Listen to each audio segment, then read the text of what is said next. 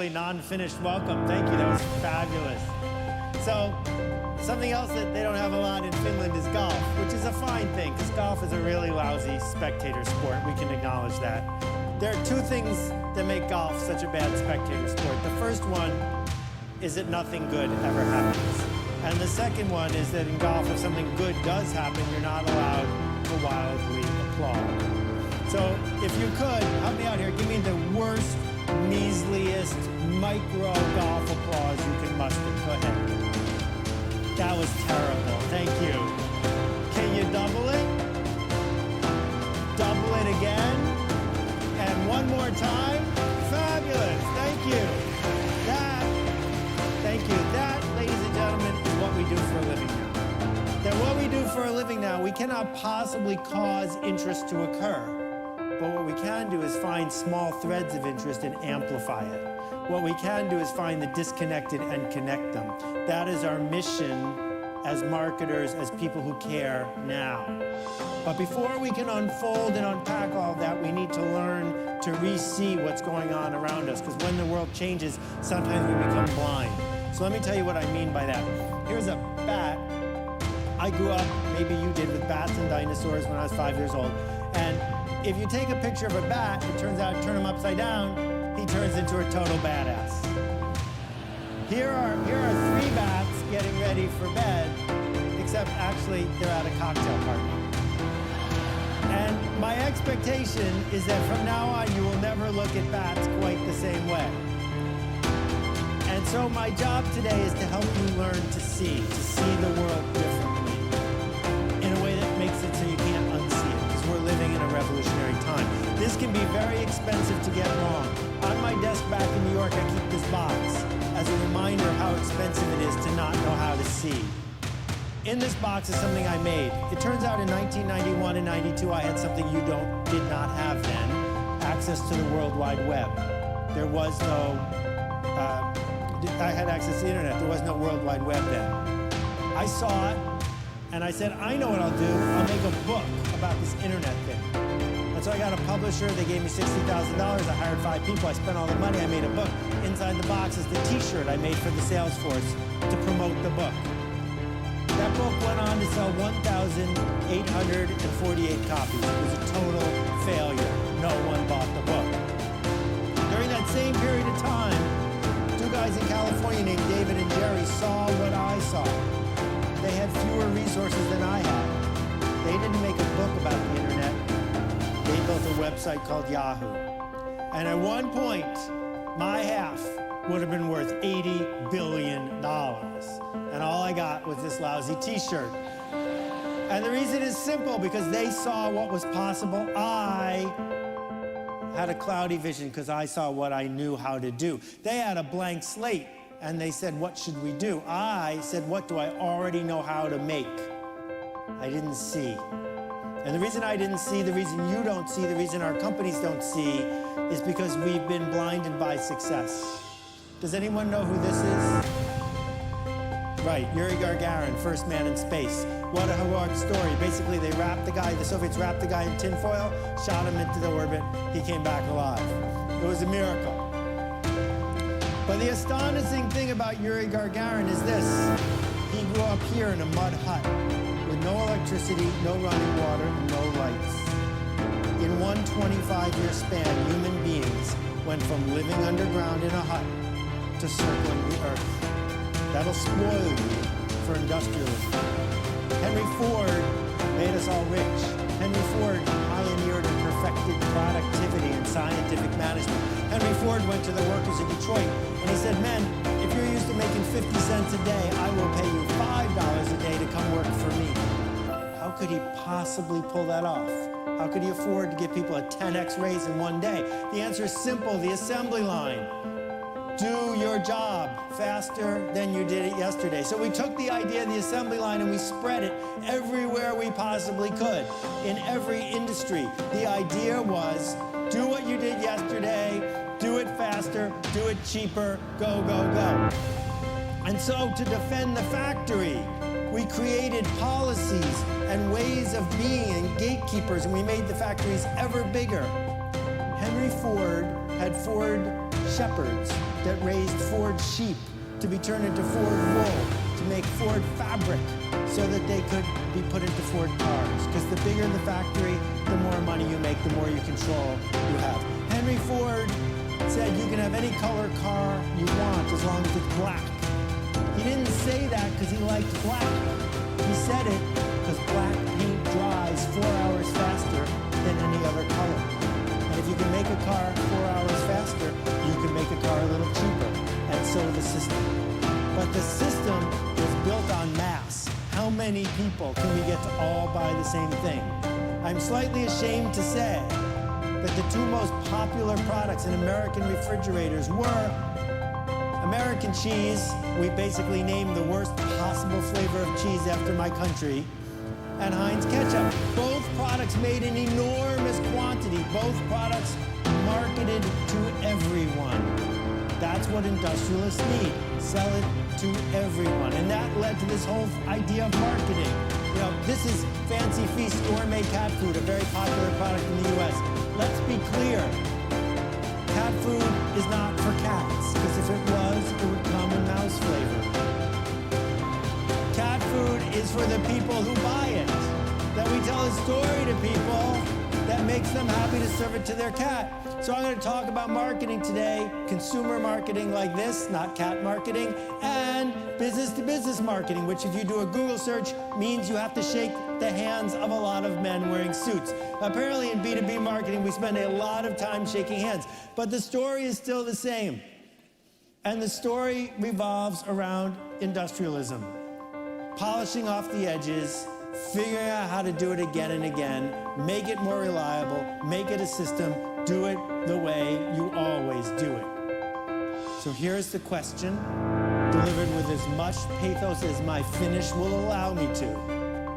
When did they industrialize your job?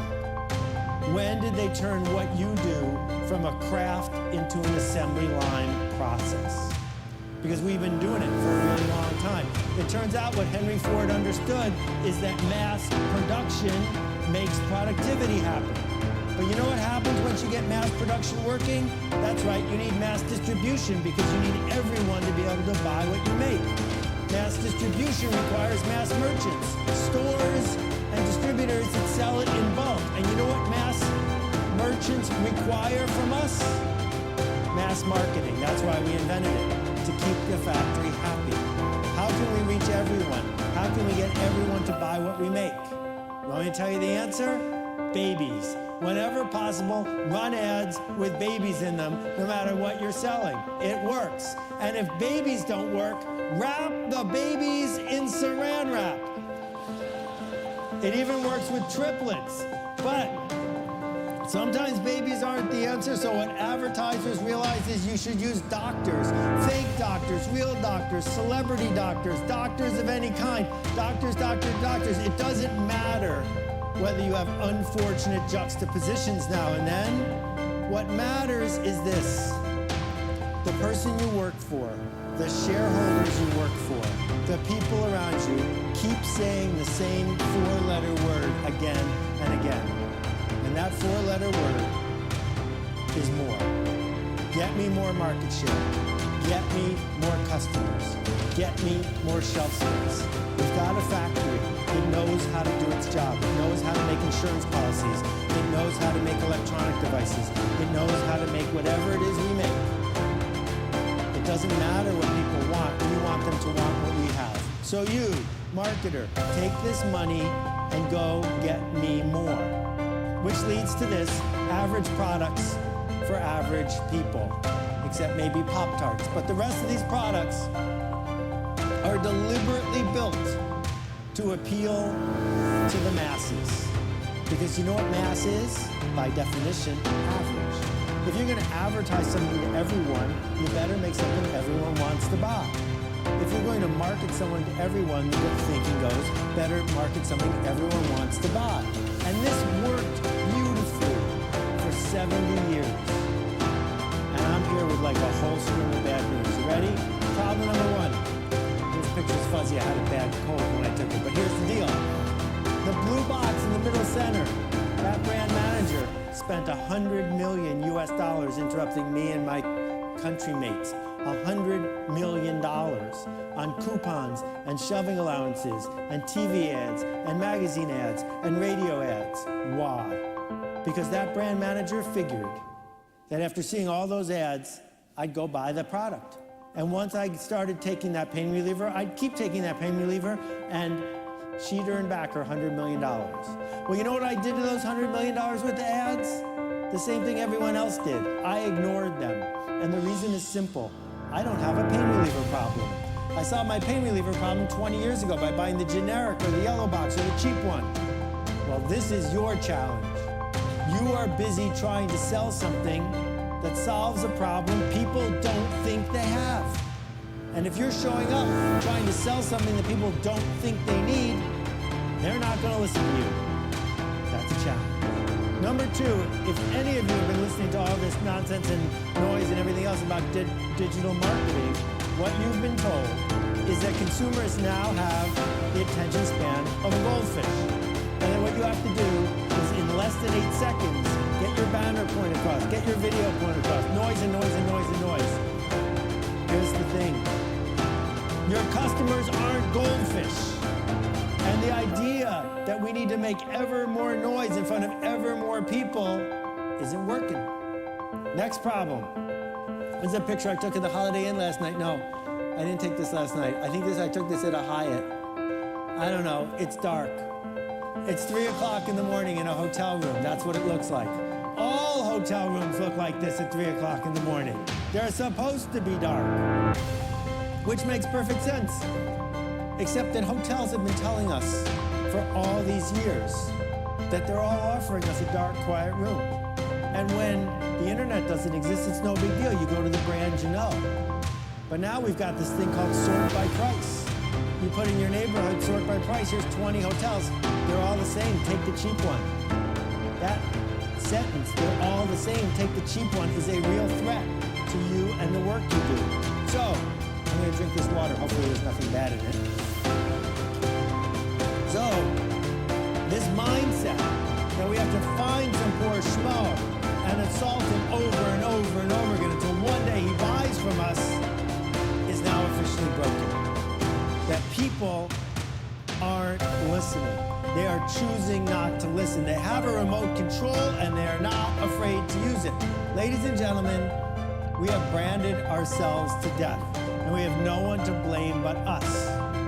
We ran too many ads, we took too much attention, we made too many promises, and then we invented the internet and gave everyone a remote control, and they are using it.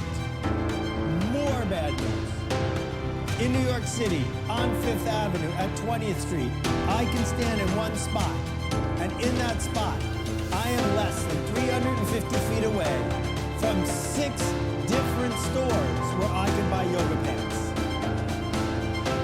The dreaded yoga pant shortage is finally over. And the thing is, whatever you make, the same thing is true. That just down the street is a camera store that will sell me more than 600 different kinds of cameras. And right next door to that is a place where there's thousands of cell phones to choose from. And if I go online, this is how many financial instruments and insurance companies. That's just the beginning of the alphabet. The fact is, too many choices, an infinite number of replaceable choices, which leads to a piece of news that's good news and bad news all rolled into one. Finland is now the center of the universe.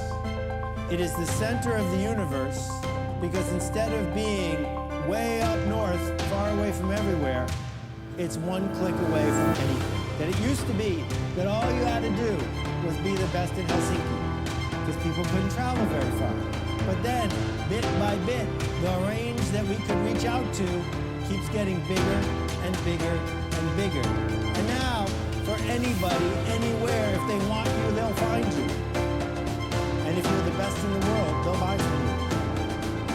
So that's the good news and the bad news. The good news is everyone is a click away.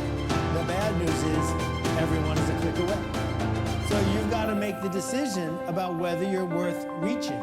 whether you're worth contacting, whether you're worth buying from. So I just gave you a whole skew of bad news with some little good news thrown in. And you can say, this isn't fair. Who thought this up? I worked really hard to get to where I am right now. And here you are giving me all of this bad news. Who designed this stuff you're talking about? This future is not one where I read the manual for. And I will agree with you that if you want to, you can look at it in a very negative way. But now, 1/4 of the way through, I am done with the bad news. We can take one more deep breath.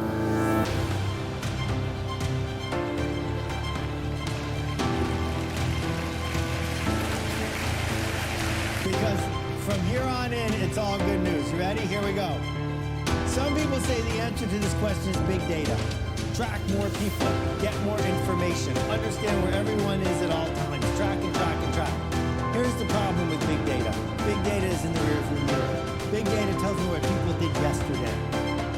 I am way more interested in customer leadership, not customer management. Customers don't want to be managed.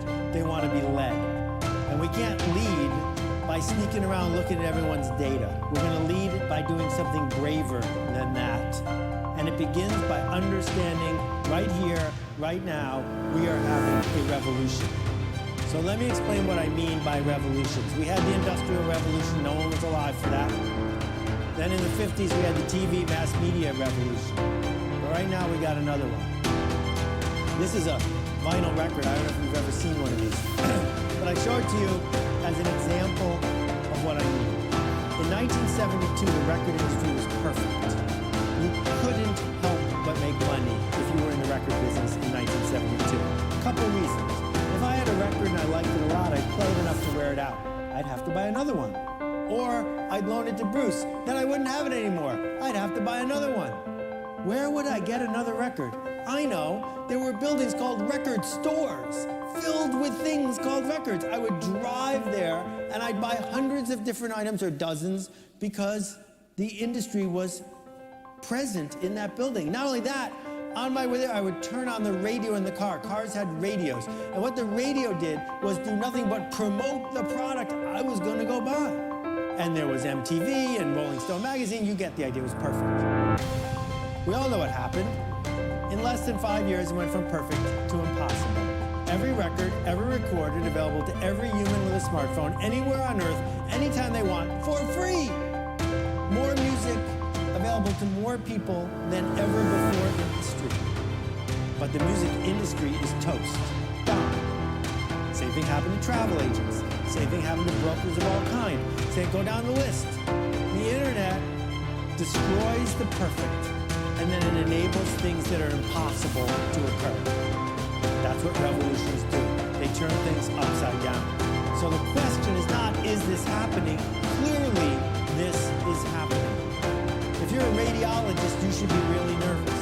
Because a couple years ago, they figured out radiologists don't have to stand next to the x-ray machine. So they would send your x-ray digitally to somewhere who would, for less, read it. And now you should be doubly nervous because it turns out if a computer sees your x-ray, it can read it more accurately than a human. Bad time to be a radiologist. In fact, just about everything we did is going to be done differently. What a chance of a lifetime. What an opportunity to reinvent, to make a difference. So how do you do that? First idea is this. There are 2 ways to get married. Right? The first way to get married is to go on Tinder and swipe right. Over and over and over again, proposing marriage to every single person you swipe. This is a stupid way to get married. The other way to get married is to go on a date. If it goes well, go on another date with that person.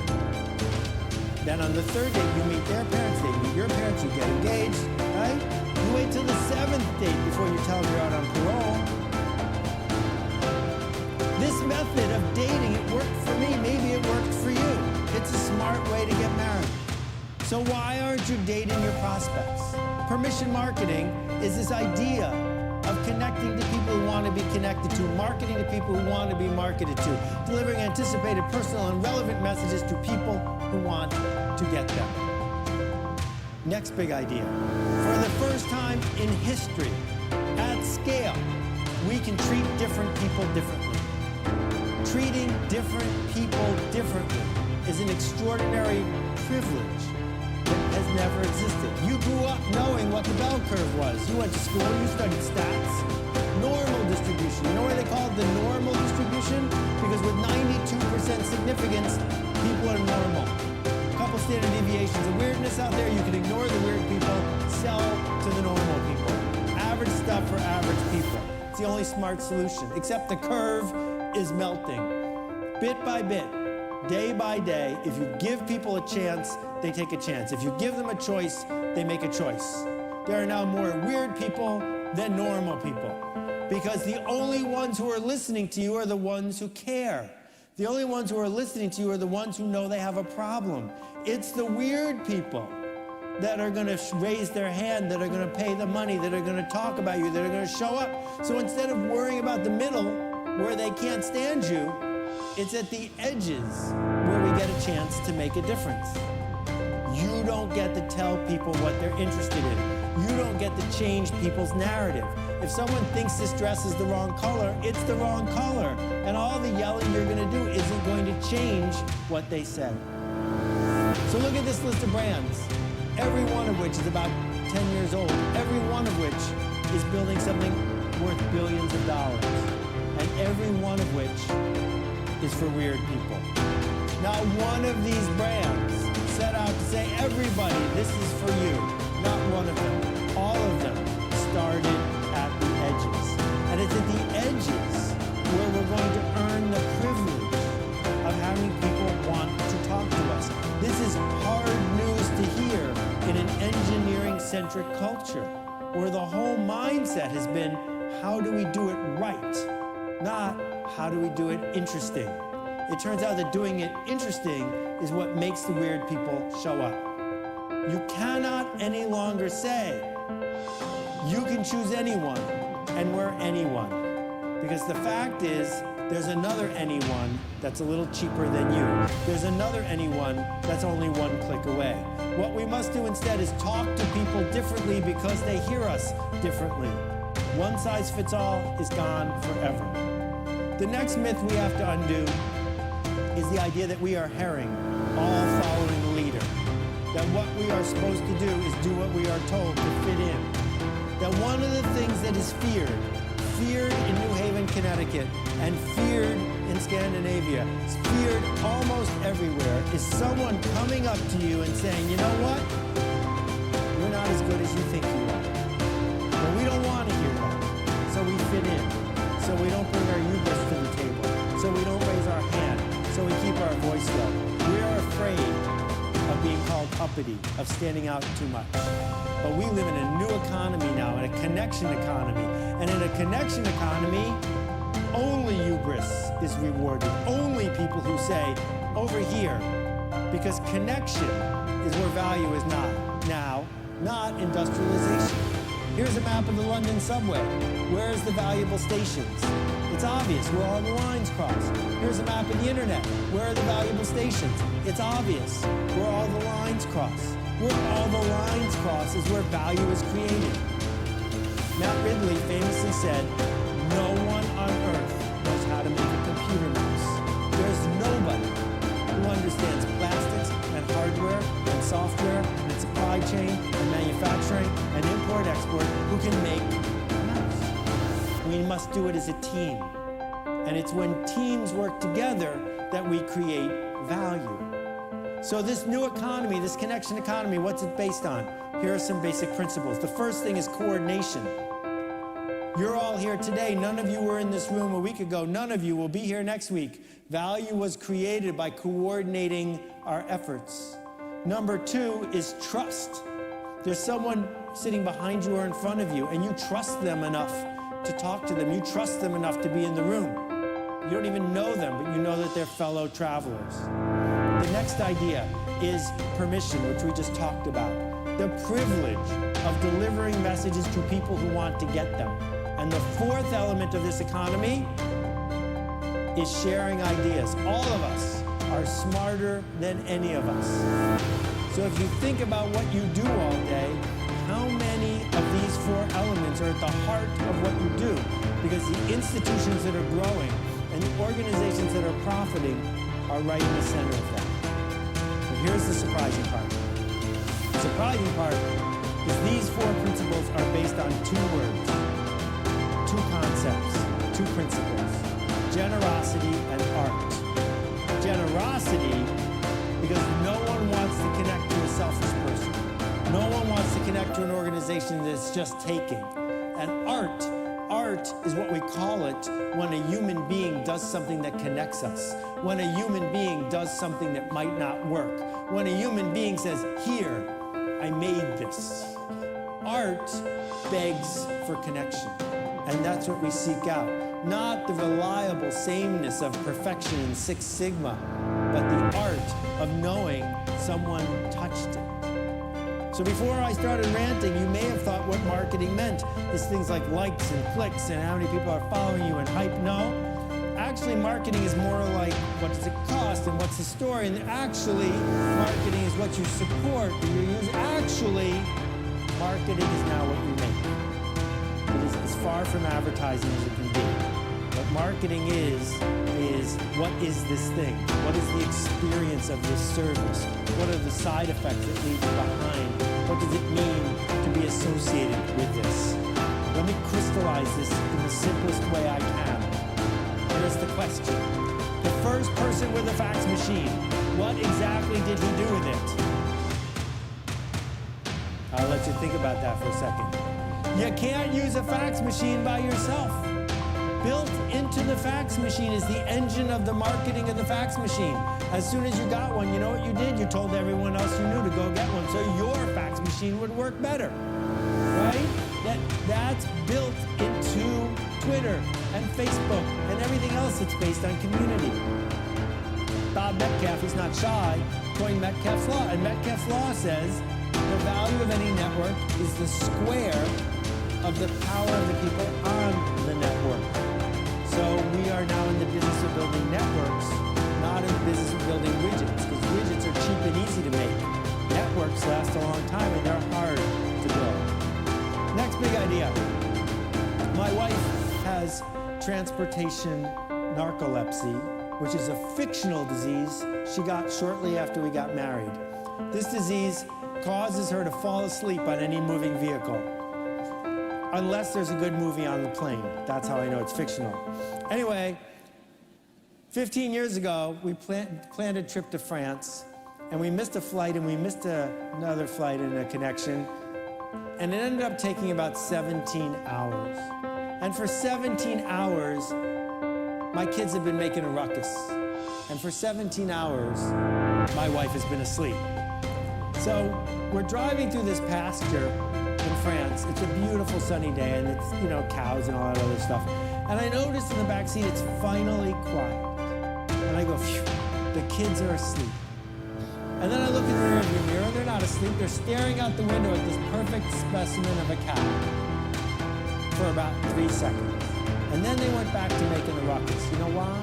Because cows are boring. Even in Finland, cows are boring. Seeing 1 cow, 5 cows, 10 cows, they're all the same. We don't need to see more cows. But what if it had been a purple cow? That was a special effect. I'll do it slowly. What if it had been a purple cow? If it had been a purple cow, I'll tell you what would have happened. I would have pulled over. My wife would have looked up what's going on. She would have got on the phone, called people back home, told them she was looking at a purple cow. I would have taken pictures to prove that I'd seen a purple cow. And my kids would have ignored me as usual, opened the door, run across the street, jumped over the fence, and rubbed the cow. So that when they went to show and tell in 2 weeks, they could tell people they'd seen and touched a purple cow. You know what a purple cow is? Only one thing, remarkable. And remarkable means worth making a remark about. It is not up to you. It's up to us about whether we're going to remark about what you made. And if we remark about what you made, you know what happens? The spam filters all go away. The remote controls don't matter. The word spreads. The network builds. You gain trust and connection. So, how much time are you spending making something worth talking about, as opposed to meeting spec? You have been to this meeting. where the sales guy says, whoa, whoa, we just need to lower our price, because if we're the cheapest, we'll be able to grow. Fortunately, the CFO speaks up and she says, don't do that, that's a race to the bottom. And the problem with a race to the bottom is we might win. Worse, we might come in second. That doesn't help. So some wise guy says, all right, let's raise the price a few bucks. Because if we raise the price a few bucks, our margins will go up. But the head of marketing says, can't do that. Our customers aren't stupid. We're not going to pay extra for the same thing. The only option is to be the only one. When you are the only one, people will cross the street. People will wait in line. People will proudly talk about what they bought from you. The price isn't the point. But how can you possibly be the only one? The answer is we must go back and understand how the legend of Icarus, the myth of Icarus, got under our skin. You may have heard it. Daedalus and Icarus vanished to an island. Daedalus makes a bunch of wings out of feathers he finds on the island. He affixes them to Icarus's back and he says, my son, fly away, but don't fly too high because the sun will melt the wax and you will die. Icarus disobeys his father, flies too high, he dies. What is this myth about? It is about obeying your father. It is about doing what you are told. It is about not getting uppity. It's about the opposite of hubris. The astonishing thing about this story is they changed it in 1850. If you look in the library and look in the old books, that's not what the myth used to say. What it used to say is all of what I just told you, plus the following sentence. More important, my son, do not fly too low, because if you fly too low, the mist and the waves will weigh down your wings and you will surely perish. They took that part out. And the reason they took it out is because they want us to obey. They want us to fit in. They want us to do what we're told because that's what makes the industrial economy work. We live in a culture where this is a real sign. Who else's risk are you supposed to play at exactly? That what we need to do as leaders is bring grit to our job. The grit to say, no, we're not going to do that. The grit to say, no, that's not good enough. The grit to be willing to fall and skin our knee and get up and do it again. That is the hard part of our job. A bunch of scientists averaged a bunch of JPEGs, and they said, this is what the average person in each country looks like. What they didn't say is this: average isn't beautiful. Average is merely average. We don't need average, we need beautiful. We need alive, bubbling, unpredictable, growing, real, viral, something worth discussing. The Japanese have a wonderful term, kamiwaza. Kamiwaza means godlike, myth-like, the way the gods would do it. Ironically enough, what it actually means is fully human, fully present. That this cheetah who's running through the jungle, he's not saying, I wonder if I left the oven on, and I don't know if I'm prepared for my meeting on Tuesday. No, he's full cheetah, fully present. When George Nakashima designed new kinds of furniture that changed the way some people thought, he didn't have a focus group. He just showed up, full Nakashima, totally present. Frank Lloyd Wright, the most famous architect of all time, designed this building in 15 minutes on the back of a paper bag. And then he went to the client and he said, here, I will build this for you if you wish. He didn't say, let's have a bunch of meetings and I can figure out what your needs are and we can average out the house and maybe we'll come to some compromises. Frank Lloyd Wright was fully present. He said, here, if you wish, I will make this for you. So if you're afraid of flying, please don't look at this. These are 747s coming in for a landing in London. And what you'll see is they're dangerously and dramatically off course. So they fly back to Paris and start over. Actually, that's not what happens. What happens is they adjust. That every plane you have ever been on has been off course from the moment it took off. And the pilot adjusts the whole way. The pilot adjusts. And I'm telling you today, the cost of adjusting is lower than it has ever been before. That what we can do now, this side wins, what we can do now is put things into the world and adjust, encounter people and adjust. That is what is being demanded of us. So if you visit Kenya, one phrase you might hear is the word sawubona. And sawubona means I see you. It means I know you are here. I know who you are. I respect you. I am willing to engage with you. Is there anything our customers want more than sawubona? To be seen, to be known, to be people. If we are willing to extend ourselves this way, we get the chance for enrollment. Enrollment means, yes, I want to go on this journey with you. Enrollment means I will follow your lead. Enrollment means you're not doing marketing to me. It means you're doing it with me. I was at a restaurant in Indiana. They had this sign on the menu. It was so unique. I had to take a picture of it. Can you imagine a typical institution saying something like this? Saying, you're human, we are humans, let us deal with it. So why is this so hard? Something's gone on that made it so hard for us to be human, to stand out, to be creative, to have a new idea. Well, here's the deal.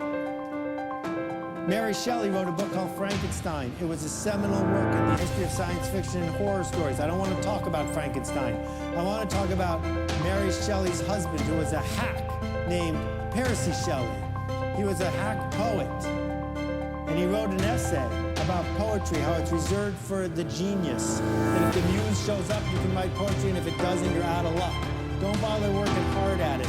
Don't bother being a working man poet. It's not going to happen. If you don't have it, you don't have it. He invented writer's block.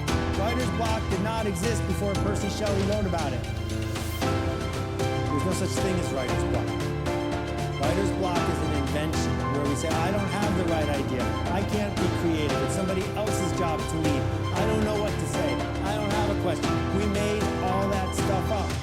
All writer's block is bad habits plus an inability to dance with our fear. The bad habit of waiting for the right answer. The bad habit of asking, what kind of pencil do you use? The bad habit of saying, I'm not in the right emotional moment, right? And instead, we want the fear to go away. The fear is not going to go away, but we can learn to dance with it. First with mise en place. That's what a chef calls it when they lay out all the ingredients all chopped and prepared before the orders come in. Then when we understand that it's our job to be creative, it's our job to speak the truth, it's our job to lead, we can organize to do it.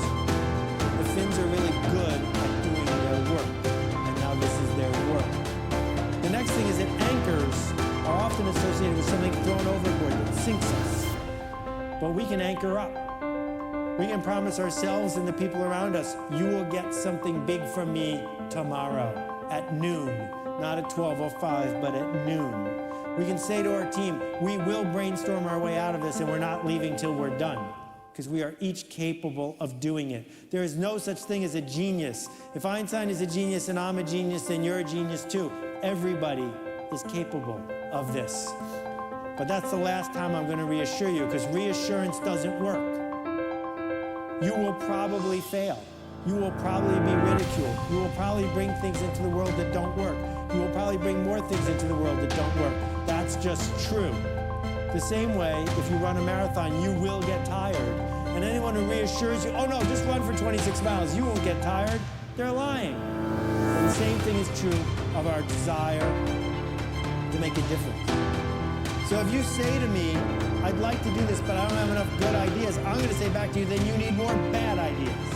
Because if you show me your list of bad ideas, I'm betting some good ones will have snuck in. That our problem, your problem, is you don't have enough bad ideas. You're waiting for perfect, and it's getting in the way of you being extraordinary. We used to live in an economy based on scarcity. There's still too much scarcity. Scarce respect, scarce water, scarce resources. I'm not talking about that. But in terms of choices, we've now entered an economy based on abundance. An unlimited number of people to follow, an unlimited number of people to connect with. If you're walking around with a scarcity mindset, we're going to ignore you. If you show up and say, I don't have that much in my box, and if I give it to you, I won't have it anymore, we're going to ignore you. But if you show up and say, I don't have that much in this box, but if I give it to you, we'll both have it, that's a home run. Because then the idea spread. Which leads to this next big idea, invented by Charlton Heston 5,000 years ago, the idea of tribes. A tribe is a group of people connected by a culture, an idea, a costume, a leader, a goal. These tribes are everywhere around us, but there only used to be 3 in our lives. A spiritual tribe, if you're from New Jersey, a work tribe, and a community tribe. But now, you've got the Red Hat ladies getting together in 500 cities around the world over lunch, having some martinis and getting up and eating. You got the Red Hat guys who pay $15,000 to go to Hawaii to compete in the Ironman triathlon, a race they know they're going to lose. So why do they go? They don't have water in Finland. They don't have bicycles. They go because the other Red Hat guys are there. And that's worth it. Or these Red Hat guys, they train all year round in Portland for the big day. The training is what makes them satisfied. Or these fans in their white hats. Or these fans with their special greetings. The fact is, for 50 years, people have been part of a tribe that now has its own language. Not because they're getting paid to do it, but because it's part of who they are. It's something they want to do. All right, I know you're not a competitive group, but let's time you doing this. Go ahead.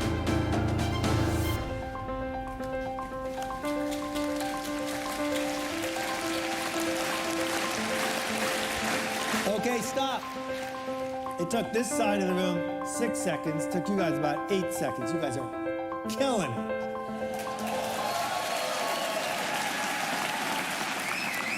Here's the question. How did you know which rhythm to clap? You guys have a fast cadence. You guys have a slow cadence. But you figured it out. One group, I won't say in which country, took 29 seconds to do this. I was sweating bullets. But every group I've ever asked to do this experiment has pulled it off. I made no eye contact. I didn't say, everybody, follow me. And yet you figured it out in less than 10 seconds. How? It turns out we like doing what other people are doing. That's why humanity works. That's why culture works. Look around. Is anyone in a prom dress? Anyone in a tuxedo? How did you know what to wear today? Was there a memo? Right? Some people wish there was a memo, but you spend time thinking. I wonder what people are wearing today. That's what I'm going to wear. We like doing what other people are doing. Not all people, just our people. We want to be in sync with our tribe. So here's the question. Whose job is it to tell everybody how to be in sync? Yours. It's your job to connect people who want to be connected, to invent a culture on purpose, to challenge people to go to the next level, to communicate and commit and be clear about how you do it. That is the job of the future. That is what people want. They want to be seen, Saubana. They want to be connected. This is our culture. This is our economy. You don't have to invent these people. The Beatles did not invent teenagers. They just showed up to lead them. Bob Marley did not invent the Rastafarians. He just showed up to lead them. So if you came for a marketing talk, I'm about to give you a marketing talk. It lasts one slide. Here we go. Marketing today is this. People like us do things like this. We got to figure out who the people like us are. Are they people I want to be like? And we have to figure out what do things like this means. People like us do things like this. And we get to invent the product, and we get to invent the culture, and we get to invent the movement, and we get to invent or lead the tribe. So how does this work commercially? Here you go. Almost nobody gets a Suzuki tattoo.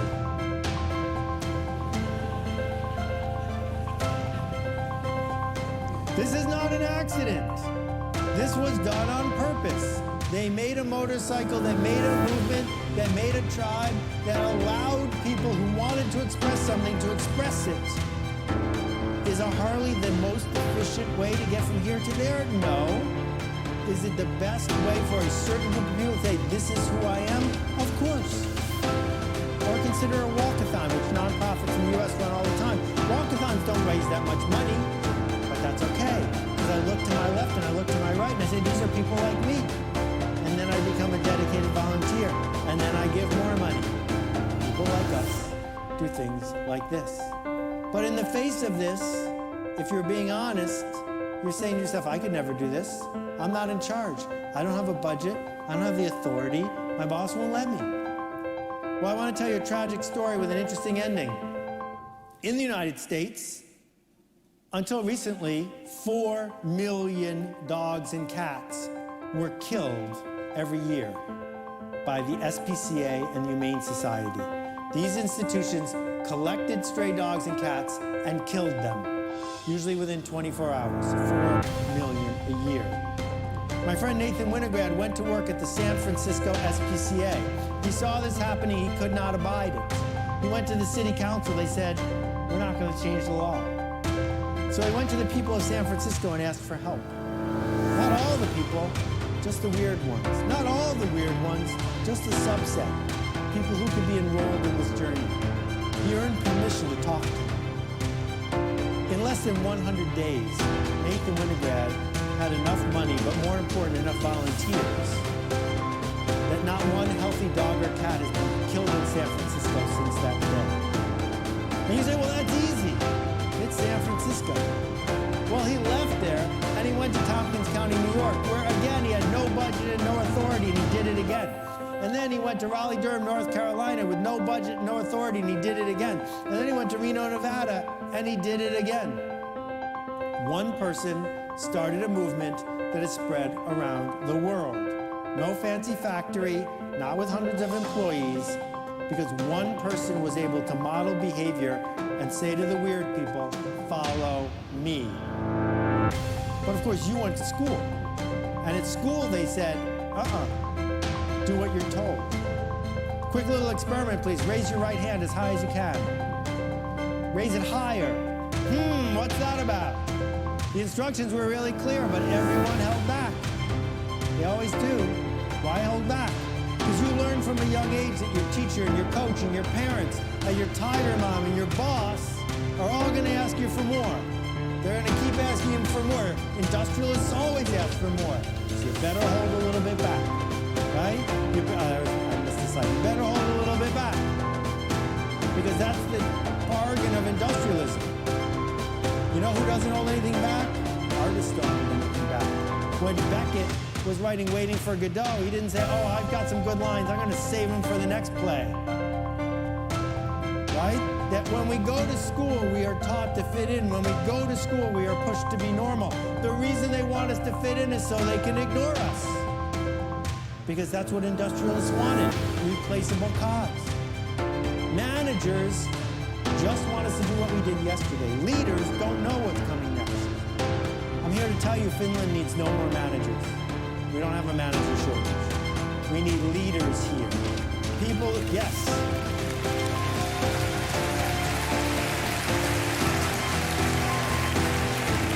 And you are in this room, and that is what this is actually talk about. It's not a talk about marketing, because marketing and leadership are now intricately related. That for 1 million years, the way humans fed ourselves was by hunting. Only 10,000 years ago was farming invented. That's how new it is. And only 300 years ago did we invent jobs. The idea that you would go to someone and say, tell me what to do and give me money, brand new. In Helsinki in 1700, the unemployment rate was 0, because there were no jobs. And I'm betting we're going really fast to a new place where the stuff we think of jobs is going to go away again. And the good ones are going to become art. So give me a couple minutes to explain what I mean by art. Yes, Nudes Descending a Staircase, art. Pablo Picasso, art. Jackson Pollock, art. These are paintings, but they are art. But to understand the distinction, realize that Jackson Pollock had a brother. You never heard of him. Charles Pollock. He was a painter, not an artist. He copied Thomas Hart Benton, his teacher, over and over again. No one needed a copy. What we needed was art. Art has nothing to do with painting. Joseph Beuys in Germany made art with felt. William Shakespeare in England made art with words. But to put a really fine point on it, in 1917, Marcel Duchamp put this upside-down urinal in an art exhibit, and he caused a riot. This was art. The second person to install a urinal in an art museum was a plumber. And that's the decision. Do you want to sign up for plumbing? In November, I went to China, right outside Shenzhen, where they make all the smartphones now. I visited a village called Dafan. In Dafan, they make all the oil paintings. 1/3 of all the oil paintings in the world painted over and over and over again as fast as they can. You can buy the Mona Lisa in Dafan for $29. But it's not the Mona Lisa, and it's not worth $29. It's a copy. Why would anyone buy it? It's not worth it. That this idea of merely copying, that's not what we do. If I asked you at the end of your best day of work last month, what was your best day about? Your best work, what's it for? I hope we can agree that what you actually do for a living is make change happen. You change people's minds. You change processes. You change design. That making change happen is our job. And change has an ugly brother. His name is tension. The tension of it might not work. The tension of I might get in trouble. The tension of I might be wrong. You can't have change without tension. And this works all over the world. This is a friend of mine, a woman named Lucy. Lucy has 1.5 acres in the fertile valley of Kenya. Her neighbors on every side have 1.5 acres. On 1.5 acres of land, you can barely make a living. On 1.5 acres of land, you are a subsistence farmer, one crop, and people are gonna go hungry if it goes wrong. Lucy doesn't use farm-saved seed. She buys for $30 hybrid seed from Western Seed. And as a result, she can grow so much more corn she can sell for $3,000. She used that money to buy 2 cows from Djibouti Kalimo on credit, which made her enough money to start a tree farm, which made her enough money to start a taxi company. And Lucy has under her bed 1 million Kenyan shillings in a cigar box and has paid for all 9 of her kids to go to private school. And on her left and on her right, her neighbors are subsistence farmers. Hey, Lucy, I say, what's this about? She says, I'm thirsty. It's that simple. I'm thirsty. I'm not going to take what's on offer. I'm going to figure out how to make something better. People say to me after one of my rants, all right, I got my notebook out. I'm ready to write down the bullet points. Give me the map. How do I go from here to there? I can't give you a map. I can't even give you a fictional map, because if I gave you a fictional map, you'd be a plumber. But that's not going to work, because we need you to make art instead. Again, hard to do, because this is a real book. People pay money to learn how to raise invisible sheep without making any mistakes. That in Finland, like many places, competence is prized. Competence is overrated. We no longer have a competence shortage. If I can write down what I need you to do, there's certainly someone somewhere in the world who's cheaper than you. And so the internet comes along. You've seen the free hugs video. It went viral. It's funny. This guy hates the free hugs video because he worked really hard to pay his dues. These guys don't care. They're happy to sell free hugs all day long. So the same thing happens to everybody who makes a commodity. The bottled water guys, they've told us it's all the same. So give me the close one or the cheap one. I'm not going to pay extra. I mean, they tried this. I give them credit, but it didn't work.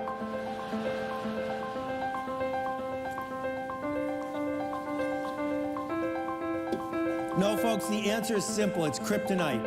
The reason Superman works, the reason Superman is interesting is because it might not work, because kryptonite might show up, because it's not perfect, because it's real. As Kurt Vonnegut said, we got to go right to the edge. Grow wings on the way down. It's the only way we're going to be able to learn to fly. Yes, if you want to sing, sing. If you want to dance, dance. The internet gives you a microphone. Everyone can use it. Right? Every one of you is blogging every day, of course. Sharing what you know, spreading the ideas, earning our trust, connecting with people. You're all innovating, but you work for people who say, I'd love to innovate, but what we do is so important, failure is not an option. But if they say that, you must say back, and neither is success. Because all innovation is failing again and again and again until you figure out how it works. That's all we've got. That's all we can do. An easy way to remember it. The guy who invented the ship also invented the shipwreck. It's up to you to decide to get on the boat or not. So the last foreign phrase of the day is salto mortale. I think it might be better. Salto mortale, the leap into the void. What does it feel like in that moment where we're between here and there? When the hubris is at its maximum, when we're not sure. One way it feels is, I better not do that because it's just a little too soon.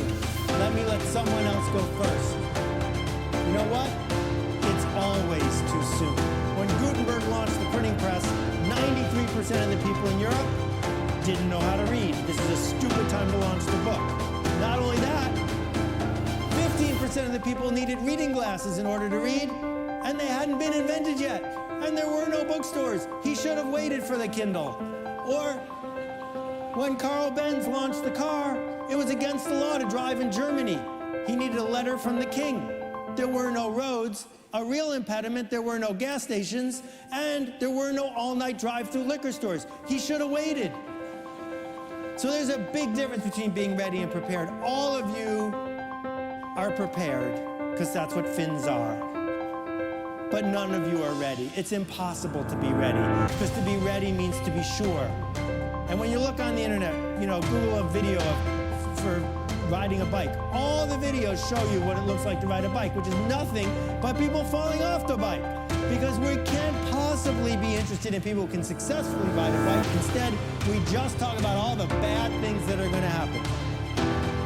We have a voice in the back of our head that says, don't do that, you'll fail, an alligator will eat you, you will fall off a cliff, a shark will land on your house. Do not fly too close to the sun. Here's the thing, Helsinki. Every 3 years there's a conference of physicists. It's called the Solvay Conference. This is the photo from 1927. You may recognize there's Marie Curie, Albert Einstein, Niels Bohr. It's said that Heisenberg was there, but it's uncertain.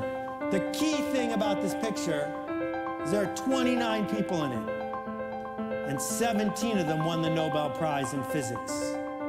And almost all of them won it after the photo was taken. You didn't get invited to Solvay because you won the Nobel Prize. You won the Nobel Prize because you got invited to Solvay. So here you are again at the Nordic Business Forum. Someone here is going to change everything. Someone right there and someone right there. Maybe more than that. It's just about choosing. To understand that it is always too soon. That more hubris is better than less hubris. That the resistance, that voice in our head, isn't the point. That fear isn't the opposite of creativity. Creativity is the opposite of fear. That we don't have to act like sheep if we don't want to. So you may remember the great movie Singing in the Rain. And in the epic scene, Gene Kelly is singing and dancing up a storm with his whole heart. But until this moment, he probably didn't realize he had an umbrella the whole time. But it's not called singing with an umbrella. It's called singing in the rain. The rain is the point. The uncertainty is the point. The vulnerability is the point. That what I'm begging you to understand is our willingness to say, here, I made this, is universal. It's universal. There's no border around Finland that says we can't do this. Yes, you can do this if you care enough. The fact is, some people, you give them a mile, they will take an inch. But that doesn't have to be you. It doesn't have to be us. What we have now is the privilege. It is a privilege to bring a different kind of passion to our work.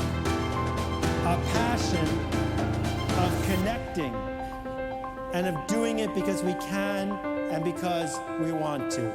There are people out there, disconnected people, lonely people, people who are disrespected, people who need you and need something, and they're saying to you as clearly as they can, please, we need you to lead us. My friend Shalene gave me the line that I like to finish with, which is simple. Everybody here is already successful. There's no doubt about it. That's not the question. The question is, will you choose to matter? I hope you will. Thank you very much.